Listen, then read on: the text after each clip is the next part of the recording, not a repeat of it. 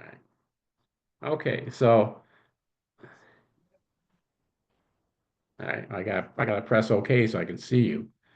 Boom. Okay, now I Oh, can see you again. So this is my first term, and I was assigned to tax and human services. And for human services, the major issue we had was Medicaid expansion renewal. Um, and that is an example of how things happen here, because that the Medicaid expansion renewal without the sunset was actually a bill run by Republican Representative Ed Buttrey, who's been involved in the Medicaid issue since the beginning when he was in the state Senate. But it was also an issue that could not pass without Democratic votes. And so on issues like that, there has been an alliance. We have 42 seats, which means we only need 8 Republicans to stop something, and we need 9 Republicans to make something happen. And the Republicans are actually divided up into different warring factions, quite honestly. There's hardcore, about 25 to 30 hardcore right-wing people who are um, who are going to vote against anything that involves any money for anything. Um, and they're always no's, and they're very socially conservative, and they're the ones always pushing the trans stuff and all the awful stuff that we can also talk about. But in issues like Medicaid, there are still 28 Republicans of a range of rationality available to work with us on issues like Medicaid expansion. And so Medicaid expansion passed renewal, passed the House easily. And then Pat Flowers did his magic dance in the Senate, where there there was an attempt to sideline 9 Republican senators who didn't like that. And so they made a deal with Pat to get the committee assignments they wanted. And as a consequence, we had often functional majorities on things like Medicaid expansion. So Medicaid expansion renewal passed, but some other things that were Medicaid related did not pass. And sometimes that's a function of who is sponsoring the bill. And I'll give an example of two very similar issues. One is called presumptive eligibility, and that was a bill run by Senator Mike Yakovich, a fairly rational Republican out of Billings. He calls himself Southside Mike, very personable guy. And Medicaid presumption is if you're an old person in a hospital just had a procedure, you can get an interview with a private contractor about whether or not you're probably eligible for Medicaid for your rehab. And that's called presumptive eligibility. And that passed the Senate, that passed our committee, it passed the House, and it's on its way to the governor. In contrast, Ed Staffman ran a bill about continuous eligibility. And what that is that uh, if you're having a baby in the hospital and it looks like that baby would qualify for Medicaid, you can get the baby qualified for Medicaid in the hospital, which you can do now. And then the notion was many states put that in, have what's called continuous eligibility for the first 6 years of a child's life. Now, Ed compromised and made it 3 with a renewal for another 3. So if a kid was eligible at birth for Medicaid, and then uh, at the age of 3, they would do a review, see whether the kid's still eligible. But for that first 3 years of his life, the kids would get all the services a kid really needs without being kicked in and out of the system, called churn. Well, that passed our committee, that passed our House, and it died in the Senate, Senate Public Welfare. Now, if so, my point here is that if Ed had run presumptive eligibility and Mike had run continuous eligibility, presumptive eligibility might have failed in the Senate. So that's sometimes it's who's running the bill on some of these. And it's no knock on Ed. It's just that there's a hostility to Democratic origin bills in certain parts of the Senate. And in the House, that's true for any bill that goes through the Judiciary Committee. And that's also true in the Senate. Any bill, Democratic bill that goes through the Senate Judiciary, those are what are called kill committees. They like to kill Democratic bills just because they're Democratic bills. Um, and so that's the kind of thing we've been working on. The biggest plus was Medicaid expansion, renewal. Other issues like child care credit, we had like five different versions of child care credit. It was in the governor's budget, but all those died in appropriations. They because there's no way you can spend a little amount of money on child care credit. It's at a minimum a $50 million a year program, and appropriations just wasn't going to see it. And that's the next thing I want to talk about is not just with the chaos in Washington, D.C., but um, with the property tax rebates and property tax reform that we're doing, with the uh, tax reform that we did that's under the speaker's name, but really belongs to George Nikolakakos. Um, we may be facing structural imbalance, i.e., a deficit within the next 3 years, down from 2029. And so there's a real fear about spending any more money on anything right now. And in fact, everyone's running around setting up special if they have pull, like Lou Jones, the Republican money guy on appropriations. If they have pull, they're running around setting up all these special accounts. And we're doing that too, trying to put as much money into special accounts so it won't be there, won't be, it'll be harder to get rid of when the crunch comes.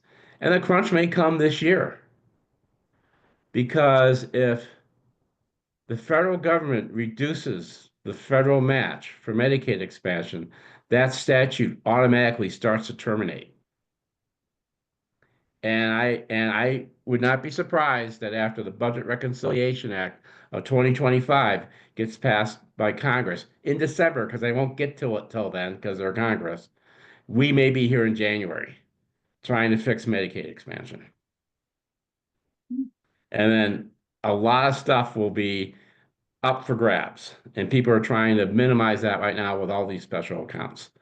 So that's what's going on the uh, the Medicaid front. On the property tax front, even though it's a Senate bill with a Senate Republican senator's name on it, it is really Senate Bill 542 is really our bill. It's a combination of House Bill 231, the governor's proposal with Lou Jones, and Mark Thane's Bill 155. The Lou Jones had to give up a lot to get our support because they needed our support to pass any property tax reform. Because once again, the Republicans are divided, and some were prepared to do nothing, especially those associated with large industrial properties, and some were prepared to do a fig leaf, which is Senate Bill 90, which you may have heard of. That was a fig leaf bill to cover them, say they did something. Okay. Matter of fact, after after Senate Bill 542 passed the floor, there was a normal motion to send it down to appropriations, and there was an objection now by members of appropriations saying we've seen all these numbers already. And the people pushing to put it down in appropriations were people who are still trying to kill it. The people backed by the oil refineries and the big box stores and things like that. So we've got House we've got House Senate Bill 542 out, and that will give us some significant tax relief. And I know some people don't think, and I've been seeing the messages and I get them myself, don't think it's enough relief. I'd be honest with you, it's the best we could do with the Republicans we had and having 42 votes. So what will happen under that bill is, first of all, we're all going to get a $400 credit rebate. And anyone who applied under the last rebate will be automatically included. You won't have to go through the crazy putting down your geocode. Also, the Department of Revenue says, that didn't work too well, and they're going to work on making that process friendlier. And there's actually an amendment put on with the majority leader, I might add, that gives people a year to clean things up if they missed it. So we're going to get a $400 rebate. Next year, tax rates will be a graduated tax rates on property. It's like a progressive income tax. It'll be a progressive tax rate on real estate, starting at 0.76 and then going up to 1.9 if you got like a $5 million McMansion. And so you won't be paying a full 1.35%. You'll probably be paying less. For most people in Bozeman, they'll max out at 0.9%. And then with 542, I mean with 231, which is in 542, that is really an equalization bill. It equalizes all the property categories. And as a consequence of that, starting in 2027, industrial properties will pay 12% more in taxes, and big box stores will pay 8% more in taxes. That was a big concession because the governor goal was to prevent reallocating tax burden to any industrial properties, and we won that battle. And so, uh, 155, Mark Thane's part of Senate Bill 542 deals with the what happened in the 22 assessment. Okay, and uh, the 231 portion of 542 deals with what with the current assessment.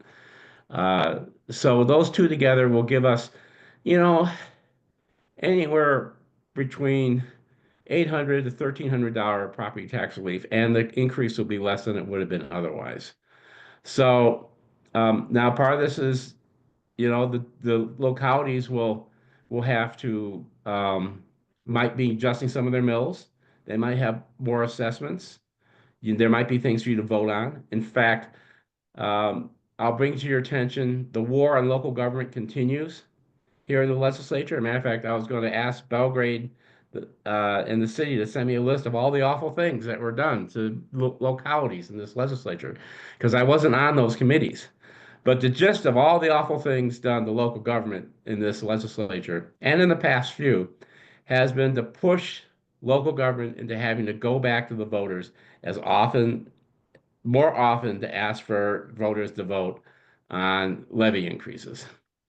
So you're going to be seeing more. You're going to be seeing more requests on the ballot because of what's happened here, as well as some of the bad planning ideas that happened. So that's my summary on the two big issues I worked on: property tax reform and Medicaid.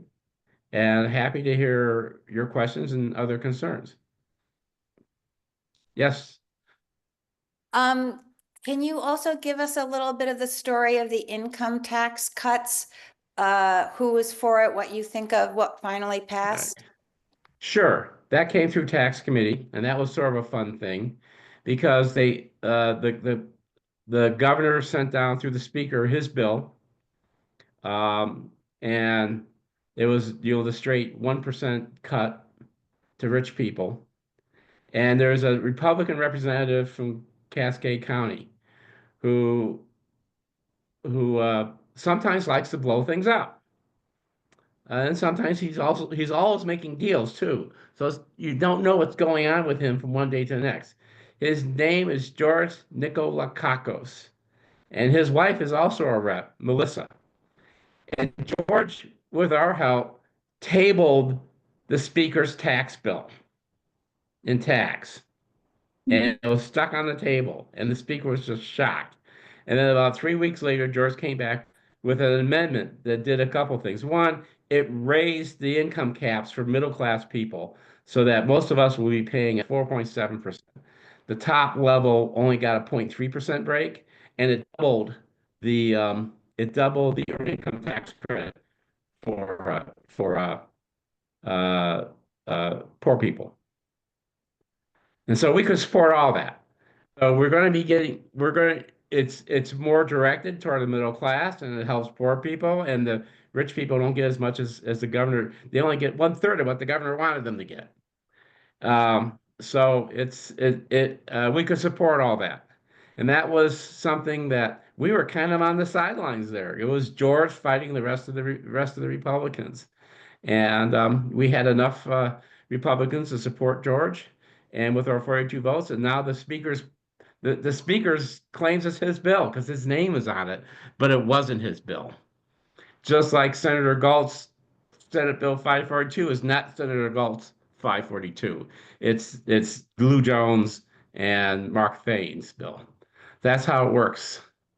You know, just because your name's on it doesn't mean it's what you wanted. Yeah. But that's where we're at. And so it's a much better product. I'm sure Rose Bender and those folks at MEIC can do an analysis, or if they haven't already. MEIC was happy with this result. It was much better than they thought we were going to get out of this session. And it was kind of fun to watch George hold the speaker hostage. I hijacked the speaker bill. I'll talk about that later. But it's kind of fun to hijack a bill when you have a chance. Can you tell us a I little see bit more about George? Like, what's his background? What's his politics or his ideology? George is retired military. He's in his 40s or early 50s. He married a gal from Cascade County. He's from New York, and she came back here. They came back here. He used to own a bunch of trailer courts, but he actually was a decent landlord, and he supports us on issues like housing and low-income housing and tenant rights. He's an interesting fellow. You know, on the other hand, he'll vote for any trans bill. And on the other hand, he'll make deals. So one week he's against co-washing, the next week he sold that vote for something he wants.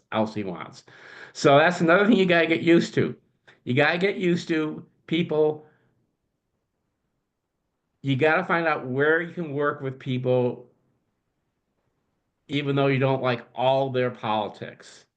Okay. Now, most of you may know here that the lieutenant governor is like behind a lot of these trans bills. Okay. You know, and she's a religious nut and she's a pain in the ass. On the other hand, she has helped me with my guardianship bills because she believes in what I'm doing. And she believes she's helped me on the stuff I'm working on with probate because she thinks we should have an intelligent probate system. So I don't talk to her about her trans or religious stuff, and she doesn't ask me to go to church. You know, I don't raise those issues with her. I raise the issues with her that I can work with her on. And now she refers questions on probate and guardianship to me. And she got me in support for those issues with the Department of Health and Human Services. So you just have to be like you have to be water on a duck.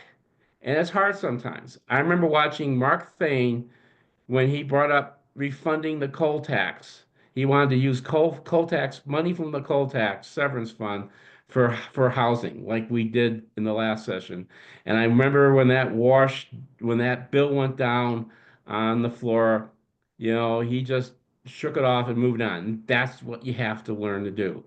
You can't let them see any weakness, and you have to be willing to work with people one item after another. There's a Representative Durham. Representative Durham thinks COVID was a hoax. Okay. On the other hand, he grew up in a trailer court, and he's been helpful both to Carlin and me on trailer court issues. All right. So you just have to say he's crazy, but he's helpful. You just have to say he's crazy, but he's helpful. So you just have to figure out where these people are. So the majority leader is known as a hard ass. But when it came to making insurance companies pay for biologics, he revealed that his daughter has juvenile diabetes. So he can be approached on some of these issues. And and uh, and that's another issue with Republicans. The Republicans that I've seen do not have a enhanced sense of empathy. Their capacity on any particular issue is based purely on their personal experience. So when it came time for Representative Cordum to say, screw it, we're going to get this landlord application bill out of out of judiciary, where as a kill committee was trying to kill his application fee bill, you know, surprisingly, Representative Darling got up and said, who's a very hardcore Republican, I spent $1,000 on application fees that I never got back trying to get a place here in Hona. She understood that, right? Right. Yeah, but it's only if they personally experience it do they understand it. They can't hear the story about someone else experiencing it. That's not real to them. Yeah. So I've been trying to learn all these nooks and crannies, and I'm not that social person, as but there's 42 of us, so hopefully we can start comparing notes. Uh, Representative Wirtz. Representative Wirtz stood up against the death penalty because he's a very religious man and against his version of the creed. I got there because I think it's bad public policy. But we got to the same result from completely different directions. You have to look for that. You have to look for that because we only have 42 seats, and we need 8 seats to stop something and 9 seats to get something through. And then we have to deal with the Senate. That's so I've been basically quiet, helpful. People come to with me for tax questions. I answer them. I watch the floor. I haven't run anything controversial. Um, I did make some controversial comments, like the Israel thing. Um, uh, Alana said that's the O'Brien. Yeah, the O'Brien sometimes comes out. But you have to watch and look for your opportunities where you can see where you can work with these people, because um, we have only had 50 seats twice in the 30 years I've lived here. Okay, and I don't know when we're going to get to 51. So, from my perspective, you just have to work with what we have, and that is finding Republicans you can work with on issue by issue. George is kind of a go-to guy on on taxes and housing. Okay, George is not a go-to guy on trans or DEI. Okay, matter of fact, he ran an anti-DEI bill that got voted down, believe it or not. Um, so you just have to find these issues and work with them. I see Pat has a hand up. Well, you sound very impressive as a new politician, Brian. No, I'm not a new So politician. I'm a freshman rep, but I've been doing politics for 30 years. And I I've made a know, lot of I, mistakes, I and know. I've tried to Well, learn from them. sounds good how you're dealing with it all. I'm wondering if you know where I don't know the number of the bill, but it was to reduce the amount of Social Security taxed in Montana. And, That died 25-25 in the Senate oh, last week. And it was actually a good bill because what it did, and those of you not familiar with this issue, if all you are living on is Social Security, you're not going to get taxed. Your Social Security is only get taxed if your income increases from other sources to the point when the way the federal formula works, you wind up being taxed on some of your Social Security. So the bill that Representative Cunningham ran um, uh, basically said that if you're below a certain income, like $60,000 or something like that, your Social Security is not going to be taxed. And then if you start going beyond that, there's a phase out. And then once you're above a certain amount, it's all going to be taxed. So it was really centered on people, lower middle class to poor. Okay. And she got it. And I didn't run any tax bills. I was a little envious because I'm a tax attorney, but I didn't run any tax bills because I figured leadership had their plans, and I was gonna try to you know, play with their bills. I didn't, but she got that through tax committee. She got it through the House. She got it through the Senate. That got through appropriations here. That's always hard when there's money involved. Even after a bill has been passed on second reading, it goes through approps and it can still be sidelined in approps. And that has been the fate of all prior Social Security tax break bills in the last few sessions. It got through appropriations in the House. Then it went to the Senate. It got through Senate Finance. It got through Senate Claims, which is their version of appropriations. It got through second reading, 27 to 20, 27 to 23. And then for some reason, two people flipped on third reading. And it died 25-25. No, that's too bad for lower income Social Security people. Well, if it And had we're been one of earlier in 8 this, states that if it do had that. been earlier in the session, that's another thing. If it, the session becomes more partisan as you go along. If it had been earlier in the session, and it's not like this, if it had been brought in January and was up in March, it might have gotten through. But with the budgetary fears, the chaos that's going on in the federal government right now, okay, libraries aren't getting money. There's $2 million that all the rural libraries aren't getting right now that they're legally entitled to get. I mean, uh, uh, and that's just one example. That if it had been earlier, it might have passed. But with the budgetary fears and the concerns of the chaos at the federal level, and the fact that the president is about to cause a recession through sheer Yeah. stupidity. Um, uh, uh, I just was seeing on Talking Points memo that container ships are down 50%. Well, who do you think? What do you think those things go when they get here? There's going to be thousands of truck drivers laid off, or if they're independent contractors sitting there with idle trucks. Yeah, the chaos is already starting, is what I'm saying. So if it had been earlier in the session, it might have gotten through. And she had a very tightly designed um, program. Appropriations tightened it even more. They have the right to do that, and it was a good program. And but just like the child tax credit, uh, which was in the governor's budget, they looked at the numbers and they just said they were just too scared about what's happening. Thank you. Ms. Swanson? Yeah, I happened to hear or be watching a hearing that had to do with property taxes. And there was a gentleman from East Helena that spoke, and he was probably going to lose his job, or rather his home, his retirement home, because he and his wife couldn't afford property taxes. And the version that is going to the governor, do they deal with seniors who may be in dire strait with, and property taxes will take them out of their home?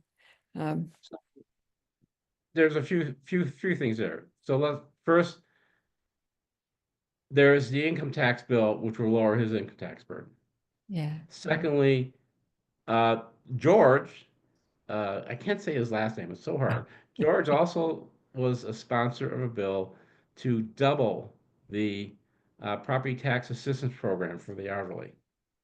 So you can have a higher income tax level now and still qualify for income tax relief.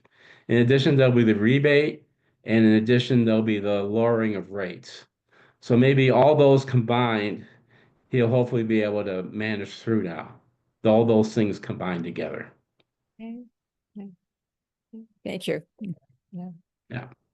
There's no silver bullet. There's no silver bullet here.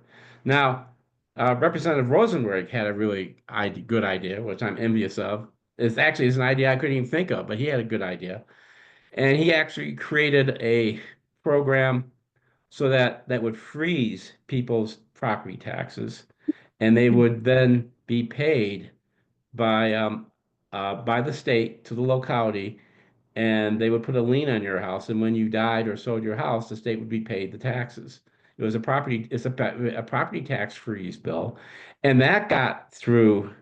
That was really a simple, brilliant idea, and that got through the House. It got through tax, got through the House, got through appropriations, but it died. It got through Senate tax, but then it died in Senate in the Senate Finance and Claims, their version of appropriations.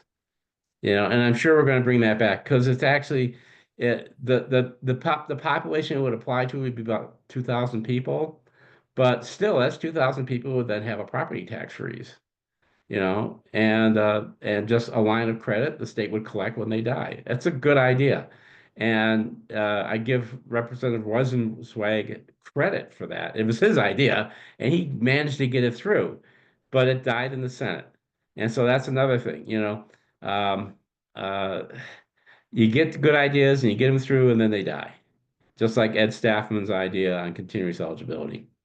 On the other hand, the Senate just apparently there was an agreement in the Senate Tax Committee to send us everything because we've after transmittal, the midterm of the session, transmittal is when they send their stuff to us and we send our stuff to them.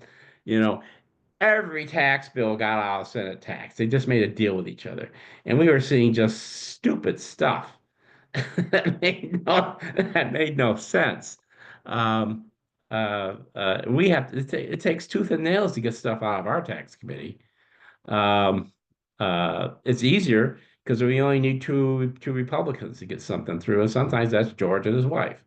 Um, but yeah, so it's the process. I mean, the head of legislative services, Todd Everett, likes to call it self-correcting. Sometimes I think it's self-defeating, because good ideas die, like Scott's, but they're there for the future. And if people aren't satisfied with this iteration of the property tax reform, I think that idea will come back with a vengeance in the next session.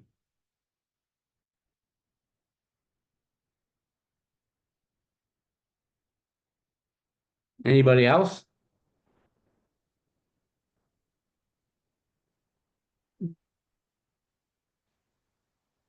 Well, now that we've hit kind of a quiet spot here, Well, you I want can to tell talk a bit you, about the sales tax bill that I emailed you about, that 842? yeah, we killed that. Yeah. I mean, it was a position of leadership that the Republicans have a majority. If they want to pass a sales tax, they can own it. We weren't going to spend thousands of dollars on taxpayers' money asking them if they want a sales tax, even if it's for education. If they want to take that risk, they can go out and take that risk, and they don't need our permission to do it. So uh, uh, we kill that, and we kill that in tax. Uh, so I can talk to you a Yeah. little bit about killing what to do with a bad bill. I mean, there have been times when I have proposed amendments on bad bills, like I did with Senate Bill 535. I have proposed amendments and gotten amendments on bad bills that make them less bad, and then voted against the bill.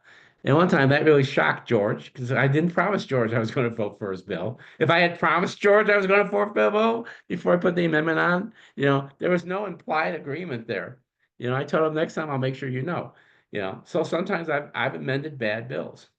And a bad bill that I amended was the attempt by Philip Morris to take over the vape industry in this state. They had a bill that the speaker was running for the attorney general to make Philip Morris products the only legal vape products in the state of Montana. And they didn't want to put that bill through Human Services because at that time, the chairman of Human Services was a guy who owned a vape shop named Ron Marshall. Okay, Ron Morris used to play for the Bears in the 80s. Ron Marshall. So, so they didn't put it through Human Services, they put it through tax. Well, they were in for a rude surprise because I was studying for the next week on Friday night. That's what I do for the next week bills, and I saw that this bill had what's called a general title. And one of the things happens is that depending upon how tight your title is, people can play with your bill. And this title says generally revise the laws regarding vape. So I proposed an amendment to tax vape like tobacco. I proposed that in the tax committee and it passed 18-3. So suddenly the Philip Morris vape bill had a vape tax on it, and that caused all kinds of trouble for these people, and and uh, and the process grinded to a halt. And then, I started thinking about, maybe I can have some more fun with this bill when it goes to the floor. In the meantime, Republicans approached me and said, "Hey, we want to get rid of this FDA part, this Philip Morris part, but we can't run the amendment because it's a speaker's bill. Can you run the amendment for us?" So I had an amendment all ready to strip the FDA part out of the bill and just leaving the tax. In the meantime, Ed Buttrey is running an amendment to just ban single-use vape products, and we actually combined our amendments and gave them to old man Fitzpatrick, the speaker, the majority whips, who runs approves, or is number two on approves, and he was ready to run that amendment, and so I learned very quickly that Philip Morris only has a few powerful friends up there. They do not have friends in the a majority of Republicans. They just don't. The Philip Morris is not a powerful lobby up there. I will say more powerful on the tobacco front would be Tom Pump, who has some influence over the representatives from Butte, because they're centered there. So uh, old man Fitzpatrick decided that the best thing to do was to kill it, and we did. We just killed the Philip Morris bill. Went to approach and died. Never even got a vote. Never even got a vote on second reading. Um, and that was a good thing. That was a good thing I did. Stopping a bad bill or helping stop a bad bill is a good thing. And we did that mostly for the judiciary stuff. We time and again we voted down on 4 or 5 occasions partisan judges on the House. And I had one debate we were involved in was a bill run by Fielder, who's the chairman of tax, about how judges had to declare their partisanship, or if they don't, it was undisclosed. And I pointed out undisclosed was a falsehood, because if you're generally nonpartisan, you're basically telling the public that you're lying to them about something. And he was sputtering at the end of that discussion, and his bill went down. He hasn't talked to me since. But stopping bad bills is another thing that we do. We just need 8 Republicans to agree with us, and usually we get more than 8. And so that has been our success. And if we can't stop it, believe it or not, they've actually had success in the Senate of stopping stuff that's gotten through us. And so um, right now there was one bill floating around where they had hijacked the bill and tried to stuck in partisan judges. I don't know where that is. It might go to conference, but I think it's dead. So we've on the judiciary front, we succeeded in stopping bad bills. And that's, as a minority party, that's part of our job. We would like to get our policy priorities passed. We've gotten a couple important ones passed. Pat Flowers just stuck $10 million more into and reorganized the system for um, for affordable housing in House Bill 924. That was a big surprise. I just saw it this afternoon that he did that. So we're actually getting something done on the affordable housing front, because we didn't. The low income housing tax credit, which was run by Representative Brewster, who's about as conservative as you can get, died in appropriations. But now we're getting something done in affordable housing. So, we try to get our policy goals were affordable housing, our policy goals were child tax credit, our policy goals were Medicaid expansion, and limiting the impact of the income tax cuts. And we achieved most of those, not all of them. But we also stopped a lot of bad bills. And it's a good day when you stop a bad bill. Yes, Pat. I was wondering about the Habitat Montana money that would come from the marijuana sales. We What got that. did That's it, that's another example where it's better if a Republican runs it. Senator Zolnikov ran that bill, and we got it passed. I don't is know it, whether the governor's going to sign it, oh, but we yeah, got it that's what I passed. was wondering, is, Yeah, yeah. So he basically incorporated Senate Bill, some of the money, some of the provisions of Senate Bill 442 and a bill he gave to us at the beginning of this month, and we passed it out of I think it was tax. Yeah, it was tax, and I think it passed the floor last week, and both second and third reading, and now it's on its way to the governor. What he will do with it, I don't know. Maybe he'll do an mandatory veto. Maybe he'll just sign it. Maybe he'll just veto it. I don't know. So those of you, I'm just learning about the mandatory veto because we just started getting those last week. So the governor has sort of a line item veto. He can rewrite a bill saying, "Hey, these are the changes I want in this bill," and you can either concur or not concur. If you don't concur in the changes, if you concur, it goes to the other chamber, and then they concur, and then it goes to the governor, he signs it. If you don't concur, then it's basically a big finger to the governor. Go ahead, veto it. Okay, and either he will or he won't. So I suspect that I think this is Senate Bill 411. I suspect that the governor will do some sort of mandatory veto. But I have no proof of that. I just, based on how he behaved with Senate Bill 442 in the last session, I think he's going to try to strike a few things out. Well, I hope we don't have the situation like last year where the House or the Senate closed down early and then No, weren't no, available. Pat did that to stop worse things from happening. We're in a much stronger position. You have to remember, last session, we were, they had a super majority in both houses. Right. You know, we can stop most really evil stuff with the votes we have and some Republicans. And Pat's actually in a better position because there's 9 Republicans whose committee seats they owe to Pat Flowers. Okay, so there won't be an early sine die to stop more damage like he did last time. Anybody else? I haven't heard from Patty or Ann. You guys can ask questions. If you want, I can talk to you what I've been working on. And I planted a few seeds, and only a few of them grew. I mentioned the guardianship bill. I had 2 guardianship bills. One died, and one is going to the Senate floor tomorrow, and that will be to study improving guardianships. So that was a priority with me, and I actually got it through the Senate committee, and now it's on the floor. Another bill was I just ran a very simple bill for the Department of Labor just to learn the process, and that's been signed by the governor.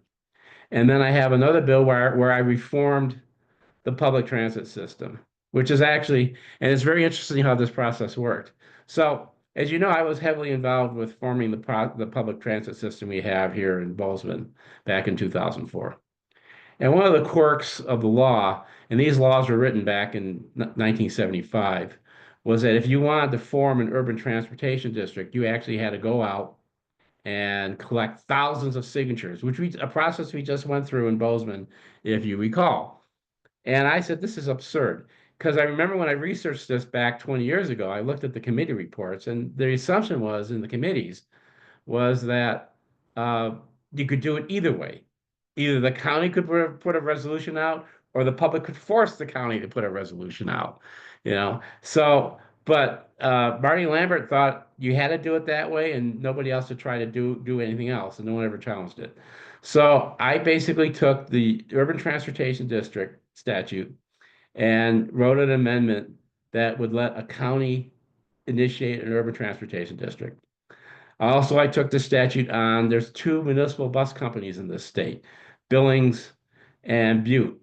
And when this statute was written back in 1975, we still had private bus companies in Montana. And so those statutes restricted municipal bus companies to just 8 miles beyond their city limits. So I got rid of that. And I got it through the House. Only HRDC turned up to testify. I got through the House Local Government, which is a kill committee, I might add. So I got that through a kill committee. I got through the House Local Government Committee. I got it through the floor, and I got into the Senate. And after I got to the Senate, some people finally woke up and said, "Hey, what the hell is this?" Okay. And so when I got to the Senate hearing, every transit system in the state was testifying in favor of my bill. which didn't happen in the House. So that's part of this process. No one knew me from Joe, all right, when I started this. And by the time after transmittal, they said, "Hey, this is really a good idea." So they start talking to me and they start appearing at my hearings and they start paying attention to me. And so I got that through Senate transportation, and then it got through the floor, and now it's on its way to the governor. And in fact, when I got there to that Senate committee, Mountain Line was there from Missoula and saying this is really good because now we can change our borders without a big hassle. So the bill is actually better than I knew it was. Uh, so, um, so from my perspective, this is good public policy, and it's good public policy for transit in the state of Montana. And small communities can now, and small counties can now think about creating urban transportation districts and entering into interlocal agreements, uh, and moving forward. Uh, Butte and Billings can consider moving up to UTD, which would be the logical thing to do. But if they just want to maintain their current system, they can now run a bus to Laurel or Anaconda, which they couldn't do until last week. So, it's not sexy, but it's going to help a lot of people. In the meantime, I established a lot of relationships I didn't have before with various lobbyists, and I'm being paid attention to, which I wasn't being on the first half of this bill. Okay, people know who I am, and and well, as a matter of fact, I even have a certain more respect than before because when that bill went through the Senate committee, Senator Hertz tried to hijack it because people in Missoula are complaining about not having bus service. Though he's a senator from Polson, he hates Missoula. So he tried to amend my bill by letting people out of urban transportation districts with no guidelines. And I tried to talk to him about it. I said, well, we'll just go to conference. He was hosing me. We don't have time to do this. We'll go to conference. So I had some fancy footwork to do. So I basically went to the bill drafter on the Senate side and said I was acting on behalf of Senator Pope, which I wasn't, and asked him to draft an amendment. And then I told Chris about it. And then as soon as Chris Pope had my amendment, Senator Hertz decided that he was going to draft an amendment. At least now his amendment made sense. Okay, so I had to do all this in like 15 minutes, before the floor session started on the House. So with some fancy footwork, I saved my bill. I paid the troll. Remember the troll under the bridge when you were a child? You had to pay the troll. That's Senator Hertz. I paid Senator Hertz his fee, and my bill became law. And if people in Missoula want to make a big to do, they can withdraw if they're not within a mile and a half of a service line. They haven't gotten service within the last 5 years. They were. I got hold of Chris Pope. I got hold of Mako. I got hold of the transit people, and they all agreed on we can live with that. And instead of scuttling the bill, we got the bill done. But it's not over till it's over. I've gotten it through the Senate committee, and then Hertz was playing games with it. Because the bill title was broad enough that he could play with it. But I minimized the damage and I kept it from going to conference where he was planning to do more damage. Okay, so yeah, that's the game that's played. I'm learning how to play it, and hopefully I'm learning how to play it well. But I got that bill through, and it's going to help communities. And it's not sexy, but it's a significant reform for the transit system in this state. That's one. Then there's a guardianship bill. I got that through. It's on the floor tomorrow. If It was interesting when that came out. Uh, the lieutenant governor who I was working at, but she didn't tell me she was going to call DPHHS, which she did. DPHS helps you if a government agency comes to your hearing says we support this bill, okay, and now I have a relationship with them, at least the people on this issue, and that even if even if a study bill is passed, it doesn't mean it's going to be prioritized. So if it isn't prioritized, I still have established a relationship to work with these agencies on running bills separate from a study bill for the next session. So establishing relationships is important. Now, some people have been better at this than I have. I would say that Representative Seconder is extraordinary in his capacity to work with Republicans.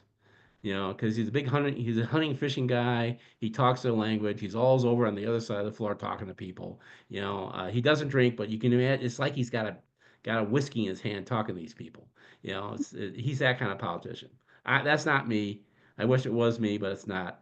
But we've got some extraordinary freshmen from Gallatin County doing a very good job. Josh is, Scott, Alana has 2 or 3 bills passed, and she's got some study bills.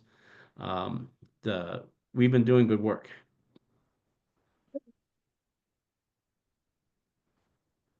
Yeah, well, it's 5:56. Is there, you guys know how to get hold of me. Um, you can all send something to my ledge email, or you can send something to me on the Dem tree. Um, and I'm here to represent you guys and hear what you guys are concerned about. I think I've done a decent job for my constituents so far. Yes, Elizabeth. Thank you So, very much. some of, during some of the earlier, legislative, check-ins, um, some of the freshmen have been very coy about, whether they want to run again. Others are like, oh, yeah, absolutely. How are you feeling? You seem very I positive I I did not I did not start knocking doors in November 2023 to be a one-term representative. yeah, All right. yeah. So I know where mistakes were made. I know how to correct certain mistakes. I know how I've approached issues differently next time. I know I will make new mistakes next time. Okay. And I will learn.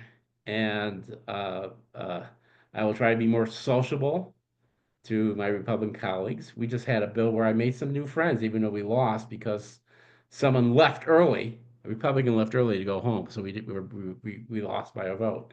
Um, but it doesn't hurt if someone votes your way to press the page button and send them a note thanking them. Okay.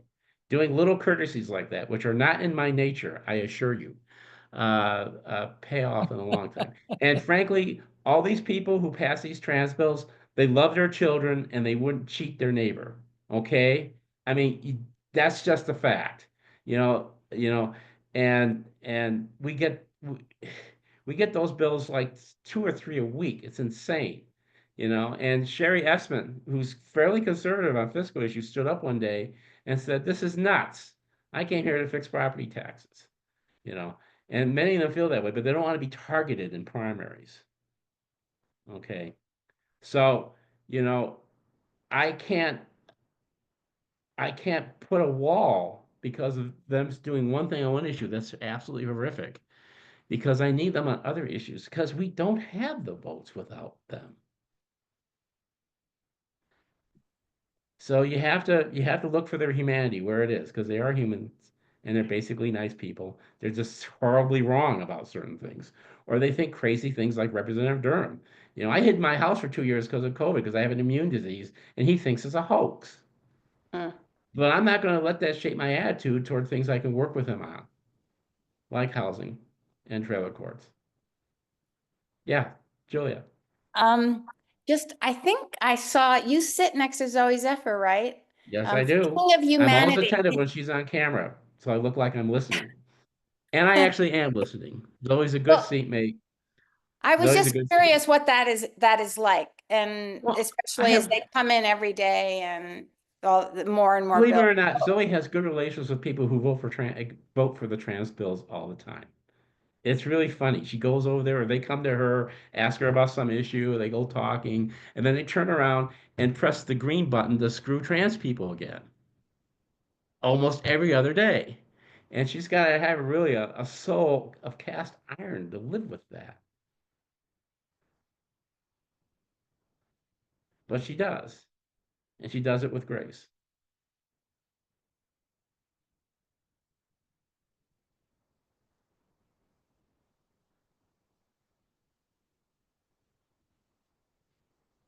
Yeah. Well, if there's nothing else, I have to go to the caucus party, which Joy of joy, my favorite thing is taco bars. Not.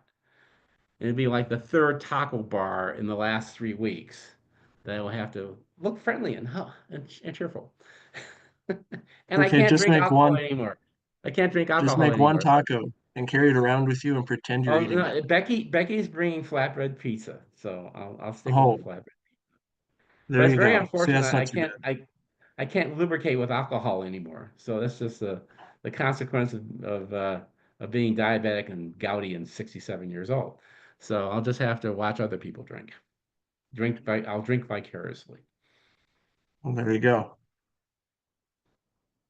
No. Well, looks like we're about done here. So Well, thank great. You everyone guys know for, how to reach me. I'm always here. And just reach out through the thread or through my ledge email. And some of you may have my personal email. I'm trying to keep that under semi control. It was very annoying when the MFPE gave my personal email out to everybody to lobby me. So I had a conversation with Amanda about that because I had enough trouble keeping track of my practice as it is, you know, and have 500 vote against this awful SB HB 230, which we killed that bill, with Republican help. We have to do it with Republican help. We can't be mean to Republicans, and when they're mean to us, we have to sort of shake it off. Mhm. All right. Have a good evening, guys. You too, Brent. Thanks for coming. Good night.